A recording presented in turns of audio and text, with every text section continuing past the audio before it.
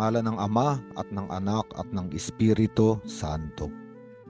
Panginoon, isugo mo ang iyong espiritu at pagpanibaguhin mo ang muka ng aming mundo. Ang mabuting balita sa araw na ito ay mula kay San Mateo, Kabanata 18, talata 1 hanggang 5, versikulo 10 at versikulo 12 hanggang 14. At sa ebanghelyo sa araw na ito, may nagtanong kay Jesus kung sino ang pinakadakila sa kaharian ng langit. At tumawag si Jesus ng isang bata at iniharap sa kanila.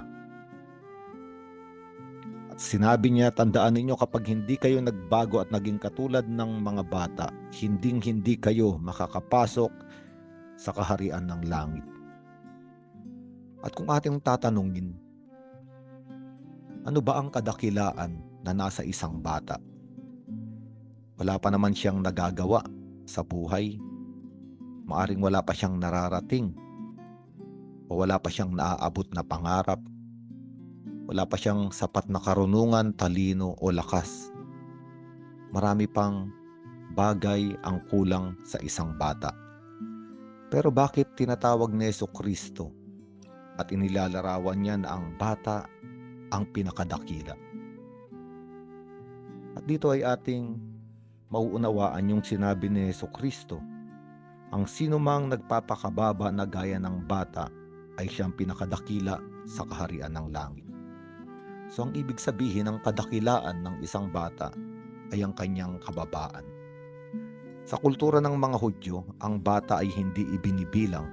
Kaya nga nung pinarami yung tinapay at isda, ang binilang lamang ay mga lalaki at hindi binilang ang bata. Ibig sabihin, sa mata ng lipunan ng mga Hudyo noong panahon ni Jesucristo ay wala pang halaga ang mga bata. At maaari nating sabihin, ito ang kababaan ng isang bata. Wala pa siyang halaga, wala pa siyang maipagmamalaki. Ngunit ano ang kadakilaan ng isang bata na wala pang maipagmamalaki? Ang kadakilaan ng isang bata ay ang kanyang pagkapit at pag-asa sa kanyang magulang, ang kanyang pagtitiwala at pananalig. Ang ibig sabihin ng isang bata ay inilalagay pa ang lahat sa kamay ng kanyang mga magulang. Iniaasa pa ang kanyang buhay sa kanyang mga magulang. At ito naman talaga ang nais ni Jesucristo para sa ating lahat. Na angkinin natin na tayo ay mga anak at ang Diyos ang ating Ama. Na wala tayong magagawa kung hindi tayo nakakapit sa Diyos. At ang tawag dito ay pananampalataya. At ito ang pananampalataya ng isang bata. Umaasa sa kanyang magulang, umaasa sa kanyang ama. So kaya nga titignan natin sa ating buhay, totoo nga, hindi na tayo mga bata. Totoo nga na wala na itong napakagandang katangian sa atin. Sapagkat ang mga bata kung ating pagmamasdan, naglalaro lang yan sa maghapon. Nakangiti, masaya. Siya ay namamangha sa maliliit na bagay ng kanyang buhay. At kapag napagod na siya, pagdating ng gabi, siya ay kakain kasama ng mga magulang at matutulog ng mahimbing. Bihira tayo makakita ng isang bata na pabiling-biling sa higaan. Sino ba ang taong pabiling-biling sa higaan? Ito yung nangangamba sa darating na bukas. Ano ang pangbayad ko sa kuryente, sa nakukuha ng pagkain, pambili ng pagkain, sa nakukuha ng salapi para sa mga gastusin, saan.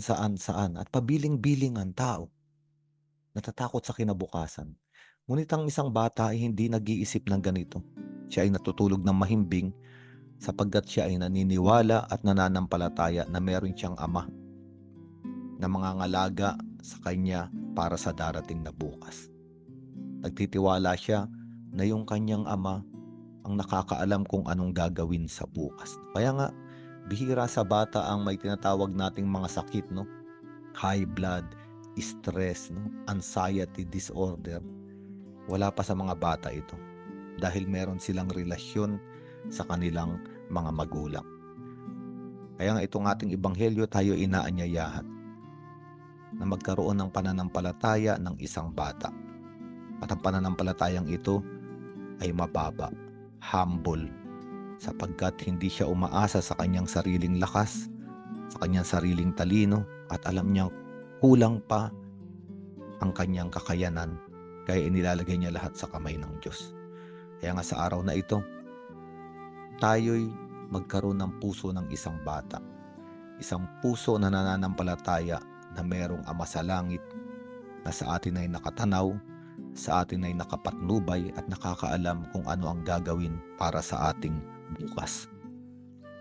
Sa ngalan ng Ama at ng Anak at ng Espiritu Santo.